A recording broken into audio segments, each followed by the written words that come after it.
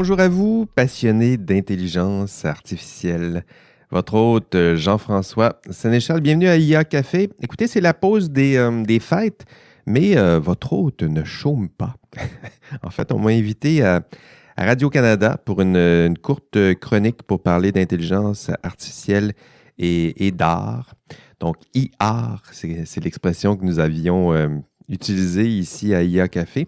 J'ai pensé vous partager cette entrevue. Donc, vous connaissez évidemment un peu le contenu parce que nous vous avons évidemment très bien expliqué tout ça à IA Café. On a pris le temps d'approfondir le sujet.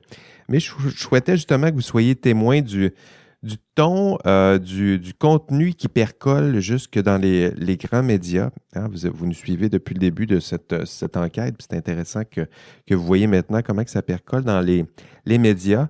Et vous allez voir qu'en 10 minutes, là, on en dit très peu et que ça démontre la pertinence des outils comme une balado sur l'intelligence artificielle, sur la recherche en intelligence artificielle. Ça démontre qu'une balado comme ça, c'est tellement riche et nécessaire pour approfondir ce sujet que nous chérissons tous.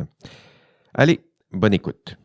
Merci Mireille. 8h48. On vous parlait hier de l'outil d'intelligence artificielle nommé ChatGPT qui permet de discuter avec un robot de manière naturelle. Il y avait des enseignants qui disaient « ça va peut-être être utilisé ça pour le plagiat ». Donc, ça inquiétait dans le milieu de l'éducation. Mais il n'y a pas seulement là que l'intelligence artificielle inquiète, il y a aussi les artistes qui ont des craintes. L'intelligence artificielle est de plus en plus utilisée dans les jeux vidéo, dans l'animation. Il suffit désormais d'écrire une courte phrase dans une boîte de dialogue pour générer des images à l'infini, pratiquement, où on utilise différentes œuvres pour faire des collages. Pour discuter de ce qu'on peut faire aujourd'hui, des enjeux éthiques que ça soulève, on va discuter avec Jean-François Sénéchal, qui est professeur d'éthique à la Faculté de philosophie, à la Faculté des sciences et de génie de l'Université Laval. Il anime également le balado Intelligence artificielle IA Café, enquête au cœur de la recherche en intelligence artificielle. Bonjour, professeur Sénéchal. Bonjour, Alex, ça va bien? Ça va très bien, vous, parce que là, écoutez, c'est un gros sujet qu'on a sur la table, puis on va essayer d'expliquer ça pour que tout le monde comprenne bien. Là. Lorsqu'on parle d'intelligence artificielle, RT, ou du text-to-image, parce qu'on utilise beaucoup d'acronymes anglophones, là, qu'est-ce qu'on veut dire exactement? Oui, c'est des outils qui sont de plus en plus populaires. En fait, c'est assez simple. On pense à des outils comme DALL-E ou d'OpenAI, donc la même compagnie là, qui fait ChatGPT.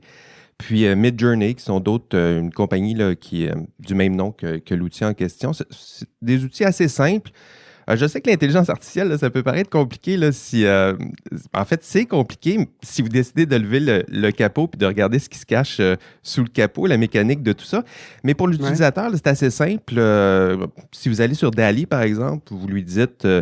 Bon, crée-moi une image là, du bonhomme carnaval en motoneige qui vole dans l'espace, puis qui arbore un chandail de Messi ou de Mbappé. Il faut voir votre allégeance. Là. Puis le système, il va vous générer là, des images donc, qui répondent exactement à vos instructions. D'ailleurs, je vous invite à utiliser l'outil pour savoir de quoi on parle aujourd'hui. DALL-E, D-A-L, trait d'union E. C'est simple, c'est complètement dingue. Puis vous pouvez créer des images là, à partir de... C'est ça justement aussi qui est un peu troublant là-dedans, c'est que c'est devenu extrêmement simple. N'importe qui peut se lancer là-dedans. Oui, c'est extrêmement simple. Donc l'outil pour l'utilisateur, c'est très simple. Puis, mais les outils, les enjeux, je dirais, là, qui concernent le monde de l'art. Donc là, en ce moment, on a un monde artistique qui commence à crier des noms à ces outils-là, puis avec raison. Puis en fait, les enjeux, c'est surtout des enjeux de propriété intellectuelle. Le problème qu'on a, c'est que ces outils-là, pour apprendre à créer des images, sont pas allés à l'école d'art, eux autres. Là. Ils sont pas allés ils n'ont pas eu une formation. En fait, leur formation, c'est d'apprendre à partir en analysant, en examinant des images, des vraies images d'artistes que l'on retrouve sur Internet. Puis il y en a des centaines de milliers. Puis ces systèmes d'AI-là, ils vont apprendre à reproduire le style des artistes, mélanger les artistes, s'en inspirer. Mais le problème, c'est qu'ils ne mentionnent pas le nom de l'artiste. Donc, mettez-vous à la place de l'artiste. Là. Il y a une intelligence artificielle qui est capable de créer des centaines d'images inspirées de votre travail, de votre style, mais sans jamais vous mentionner. C'est Ouais. arrivé, par exemple, à Greg Rutkowski, qui est, vous savez, l'auteur qui est l'artiste qui faisait les dessins de Donjon Dragon. Je ne sais pas si vous avez joué à Donjon Ben Dragon, oui, Alex. Là. absolument. Ben, il y avait un Oui, je m'en auteur. confesse, ça m'est arrivé. Bon, ben, Rutkowski, lui, il s'est rendu compte qu'en écrivant Dessine-moi un dragon, pas Dessine-moi un mouton, mais Dessine-moi un dragon dans ces outils-là, ben, l'outil dessinait des dragons qui ressemblaient vraiment à son style.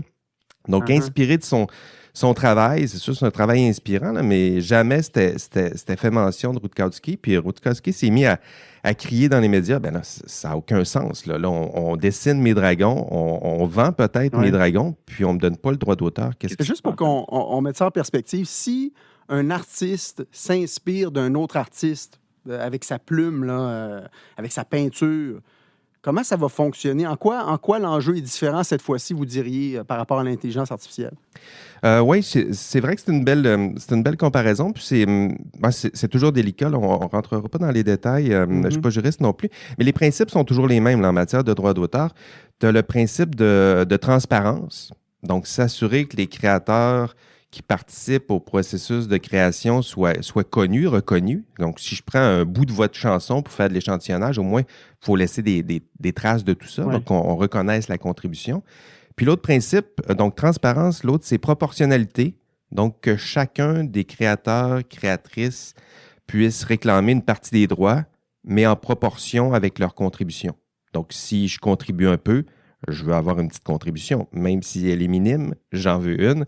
Sinon, on a Ouais. des artistes qui, comme là, se retrouvent dans les médias puis crient au vol parce qu'on vole leur propriété intellectuelle, puis crient à l'injustice, c'est-à-dire qu'on les exclut du processus créatif puis on ne leur donne pas leur juste part.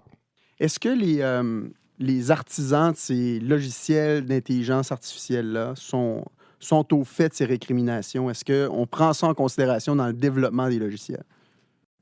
Ben, bonne question. Ça, je ne sais pas. Il faudrait parler aux directeurs, aux membres d'OpenAI.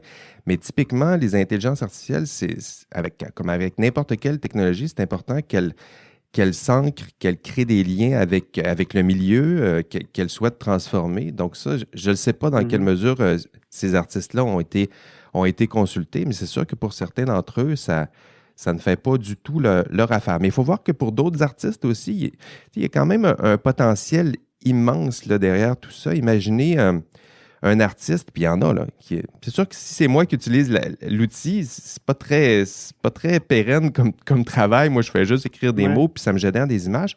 Mais imaginez un artiste qui fait générer une image, qui, lui, l'artiste se met à retravailler, repeindre, remodifier, resoumettre l'image, puis que ça se fait Il y a dans un... même une utilité. Oui, ça se fait dans un dialogue avec l'outil. À ce moment-là, on peut avoir vraiment des créations artistiques très intéressantes. Dernière question, professeur Sénéchal. Qu'est-ce que les artistes peuvent faire dans le contexte? Est-ce qu'il y a des recours? Est-ce qu'on peut poursuivre pour plagiat une intelligence artificielle? Qu'est-ce qu'on peut faire? Pour l'instant, là, on peut rien faire. C'est-à-dire qu'on est on est à un moment où la technologie puis le droit se rencontrent. En éthique, habituellement, on est un peu plus en amont. On voit les problèmes, on les dénonce, puis c'est au cadre normatif à se mettre en place, à se dessiner, à voir qu'est-ce qu'on peut faire. Parce que le problème qu'on a avec l'outil en ce moment, c'est qu'on n'est pas capable de retrouver des traces de son inspiration. L'intelligence artificielle va vous produire des images, mais d'aucune manière elle est capable de vous dire de quel artiste elle s'est inspirée. Hein, parce que de la façon qu'on l'éduque, là, son éducation se fait dans dans des lieux différents. Là, donc, on lui montre à apprendre à faire ces outils-là.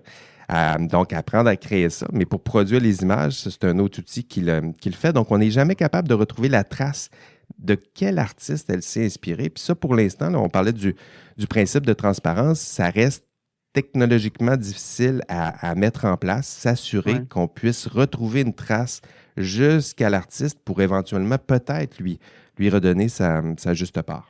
Très intéressant tout ça. Jean-François Sénéchal, je rappelle que vous êtes professeur d'éthique à la faculté de philosophie et à la faculté des sciences et de génie de l'Université Laval. Vous animez également la balado IA Café, donc pour Intelligence artificielle Café, enquête au cœur de la recherche en intelligence artificielle. Merci d'avoir été là ce matin. Merci, Alex.